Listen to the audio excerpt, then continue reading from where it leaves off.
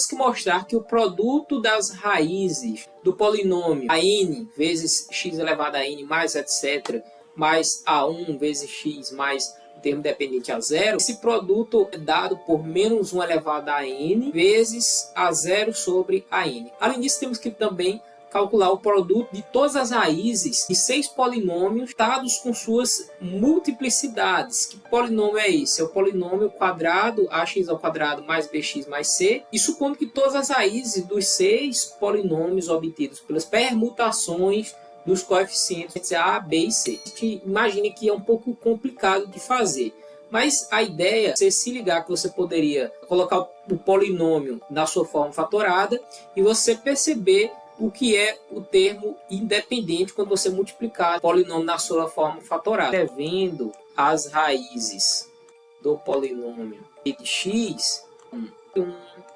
R2, etc., até Rn, agora a gente pode escrever a forma fatorada desse polinômio. P de x vai ser igual a AN, coeficiente que multiplica, sempre vai ser esse n daqui, ó, AN, multiplicando xn menos Rn vezes xn menos 1 menos Rn menos 1 vezes etc. é x1 menos R1.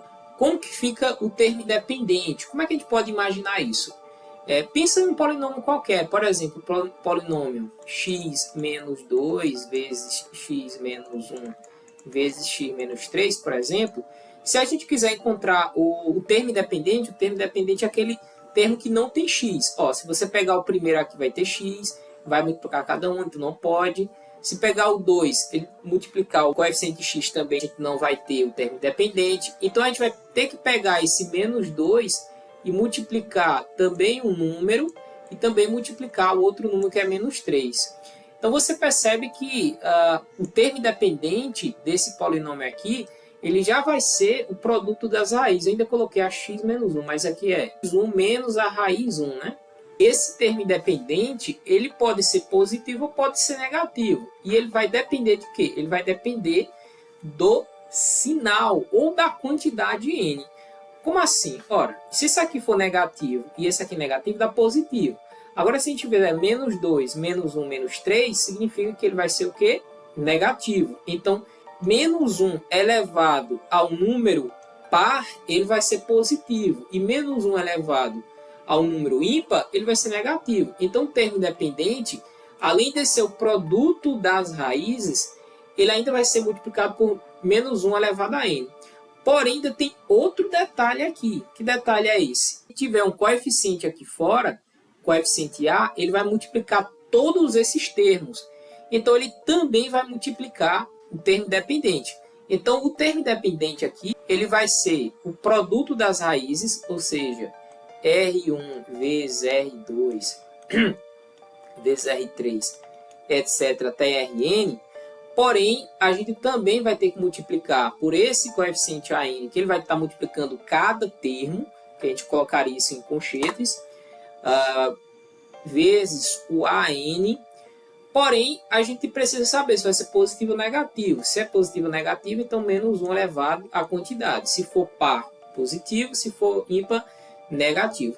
Fechou? O que a gente vai fazer aqui? A gente vai utilizar a informação aqui, ó, que é o polinômio dado. Ou seja, o termo independente do polinômio dado é exatamente A0. Ora, só que isso daqui é o termo independente. Então, a A0, por quê? Porque a gente quer o produto dessas raízes. Basta agora a gente passar aqui, ó, dividindo. Então, o produto de R1 vezes R2, etc., até Rn, isso vai ser igual a A0 dividido por AN vezes 1 sobre menos 1 elevado a n. 1 sobre menos 1 elevado a n, pode colocar tudo isso elevado a n, pois 1 elevado a n não interfere. E perceba que 1 dividido por 1 é 1, porém tem um jogo de sinal positivo e negativo embaixo, então menos 1 elevado a n. Significa que 1 sobre menos 1 elevado a n também é menos 1 elevado a n.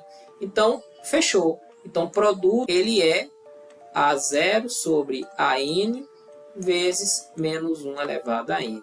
Como a gente queria demonstrar. Letra B, sejam ABC números reais 2 a 2, distintos e todos diferentes de zero, suponha que todas as raízes dos 6 polinômios obtidos pelas permutações dos coeficientes do polinômio ax² mais bx mais c são reais. Calcule o produto de todas as raízes de 6 polinômios juntados com suas multiplicidades. Quantos polinômios vão ser formados a partir da permutação de A, B e C?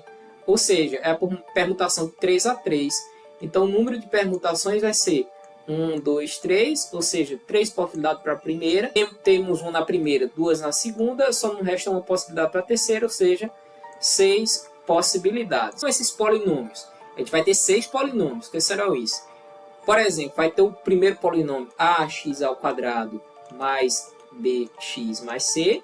Qual é o outro polinômio? Por exemplo, vamos perguntar b e a. Então, bx² mais ax mais c. Polinômios aqui permutados com seus coeficientes. O que a gente precisa saber? Saber é o produto de todas as raízes.